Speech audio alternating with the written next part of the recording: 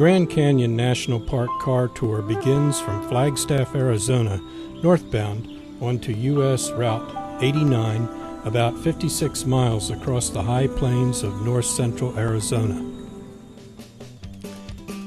We will be using time compression to speed up our video over the highways and paved roads on this tour.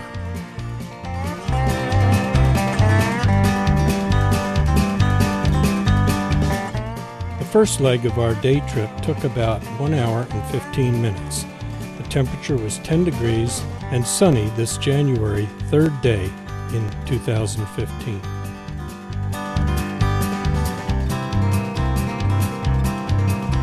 For 3 days it had snowed and many of the roads were ice covered, so while it appears we are moving at 150 miles an hour, we are actually driving much slower and always cautious of ice patches.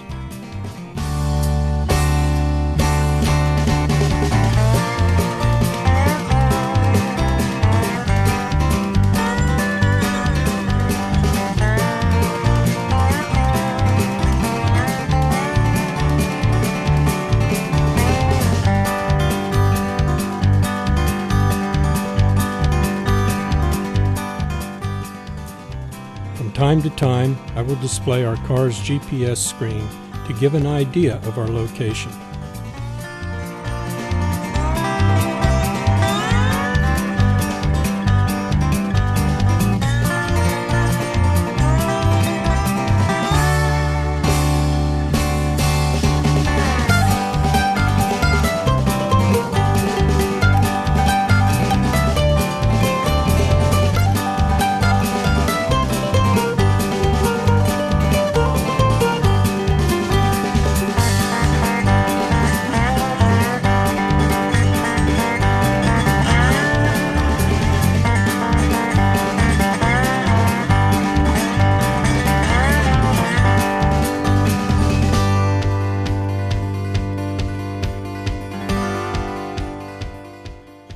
We come to a traffic circle to make our turn onto Desert View Road, or Arizona Route 64, headed north toward the east entrance of the Grand Canyon National Park gate.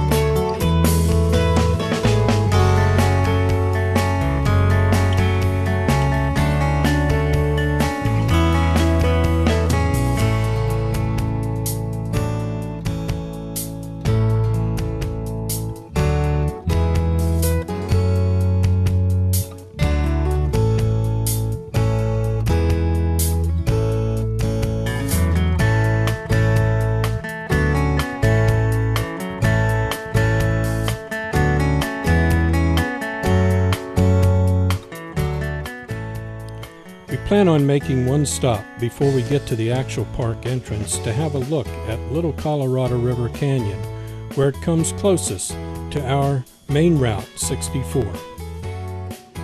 Just to the right, we see a turnoff to the driveway to view Little Colorado River Canyon. Just ahead is a cattle crossing guard, and we'll stop before that so as not to get stuck in the snow and ice on the other side. Parking on a safe flat roadway and walking a short distance is easier to grab a few pictures of this small site.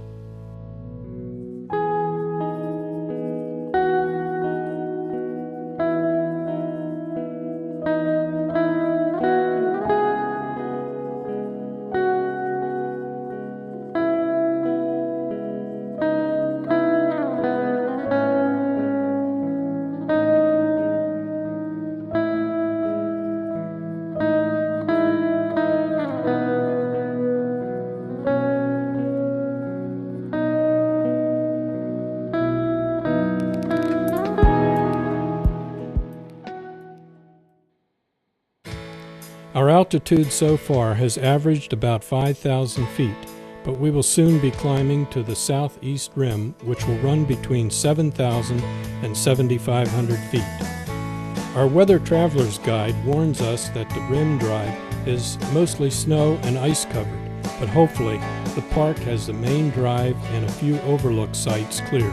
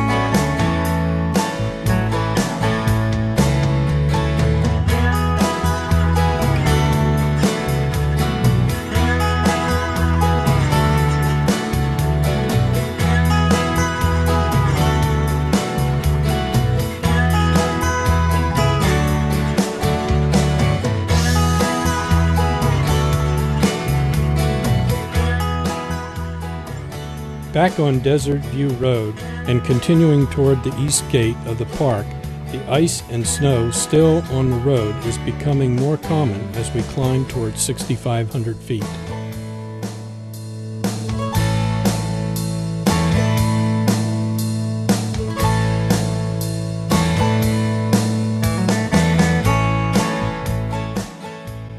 While the government charges a fee to enter most national parks these days, any citizen over 65 years can obtain a lifetime free pass at any park main station for a very small fee.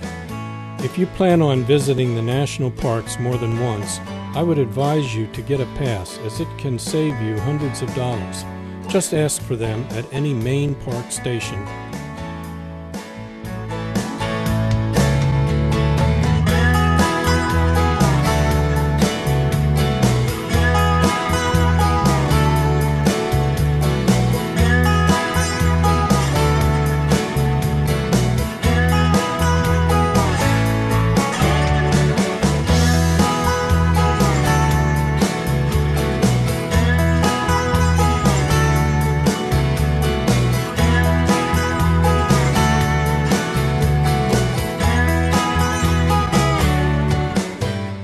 Just ahead is the East Gate, and we will stop briefly and show our passes for entrance.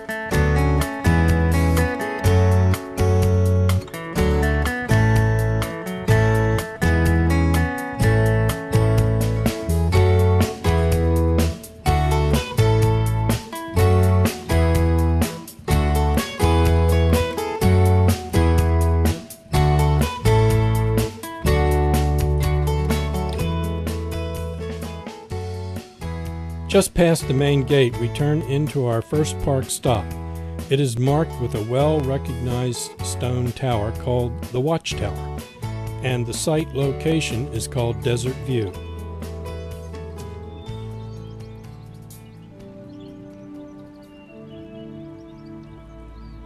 The 70-foot high watchtower was completed in 1932 and was designed by American architect Mary Coulter.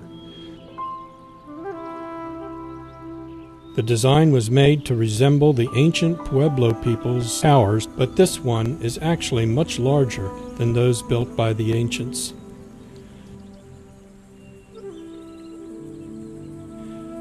The base is a much larger room and has a roof that supports a deck.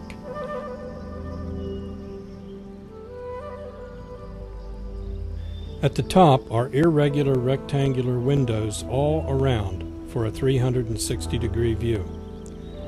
The ground elevation at the tower is 7,500 feet. As this location is the first one in the park from the entrance road, it has nice restrooms and a small building where you can view displays and learn about the various features of the park. There is also a place to buy supplies for your hiking needs.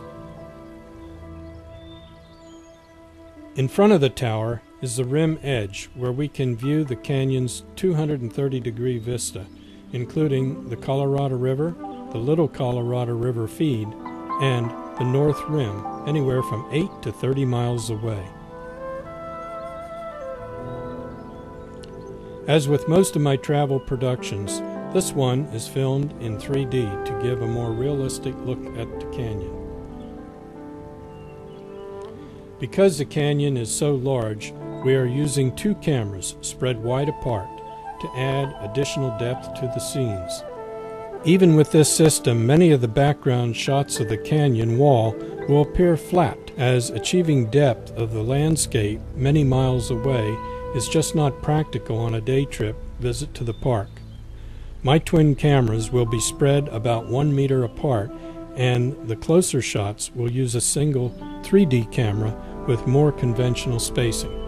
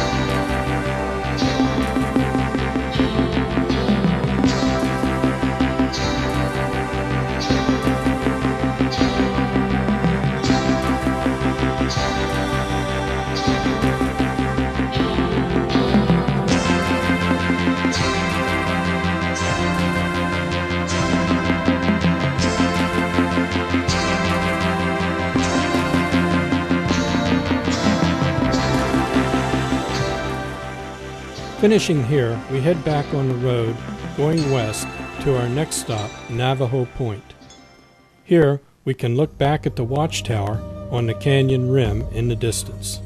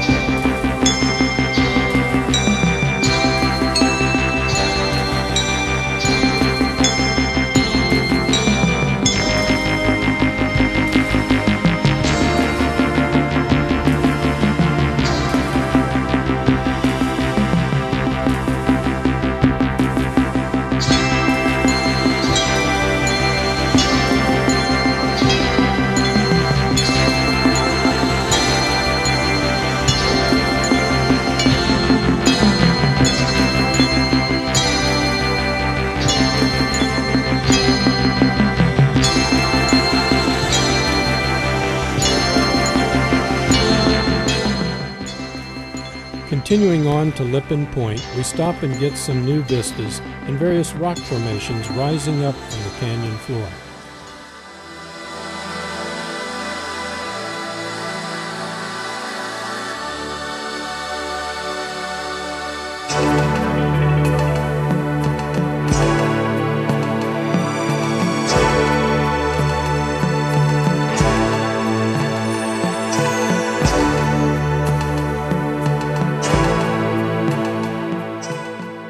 The various colors represent a variety of minerals, granite, and sandstone on either side of the Colorado River.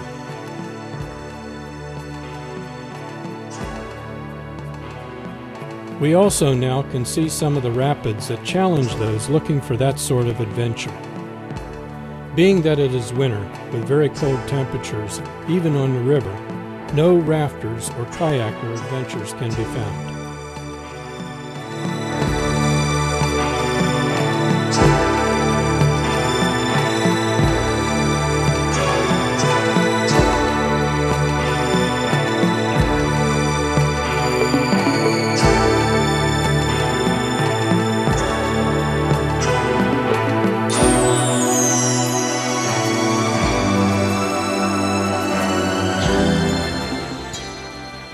Our next stop is Moran Point, a good distance west on East Rim Drive, also known as Route 64.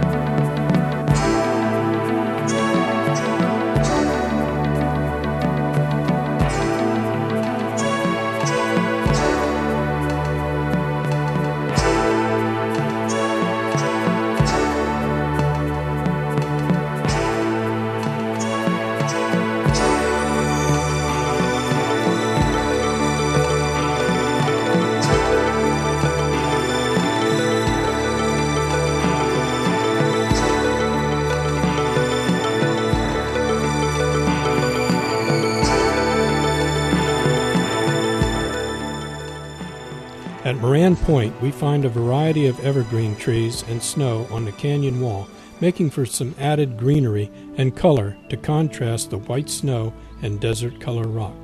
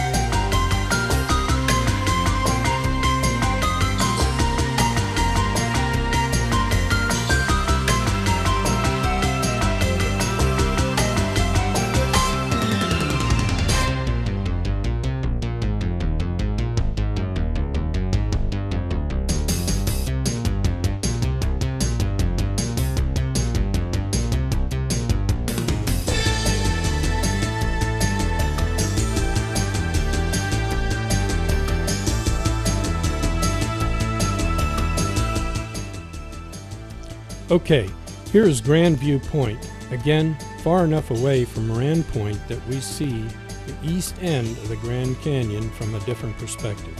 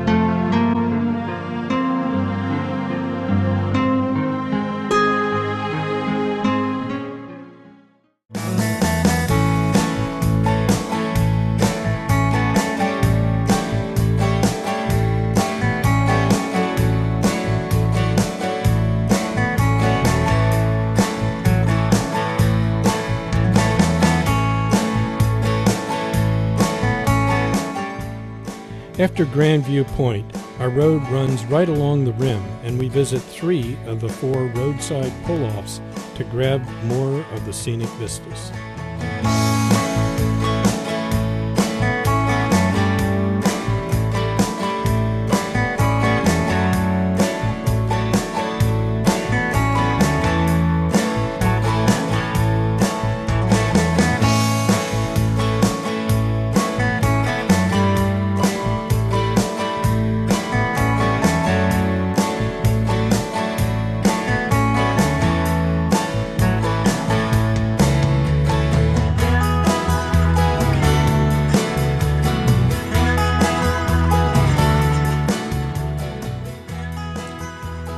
One of the nice things about visiting the Grand Canyon in the coldest days of winter, assuming you can get here between snow and ice storms, is there are far few numbers of tourists.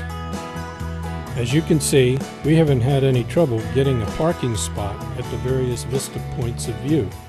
In peak season, it is nearly impossible to visit the South Rim due to so many cars and people. Years ago, we learned that is the time to visit the North Rim, as it is much more difficult to reach, so there are very few crowds to block your access.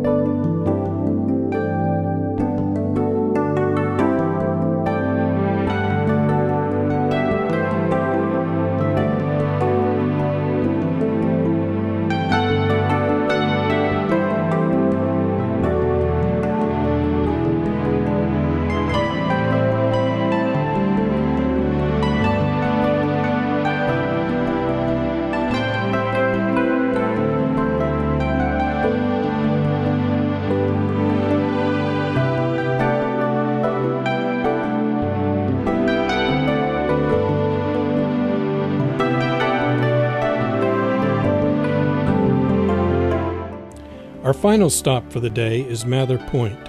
This is the main gate location just east of the Grand Canyon Village and the shortest travel time from Flagstaff to the park.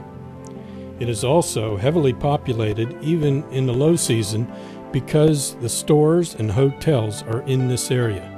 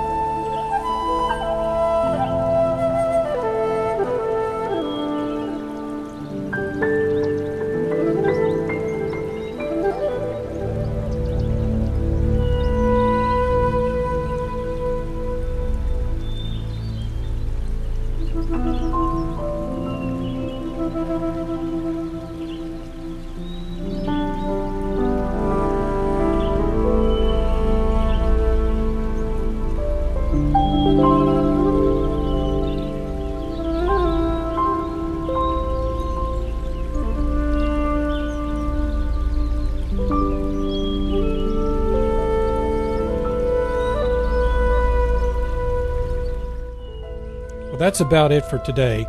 We hope you've enjoyed our travels from Flagstaff, Arizona, north into the east gate of the Grand Canyon National Park, and then westbound on Route 64 over the rim to Mather Point.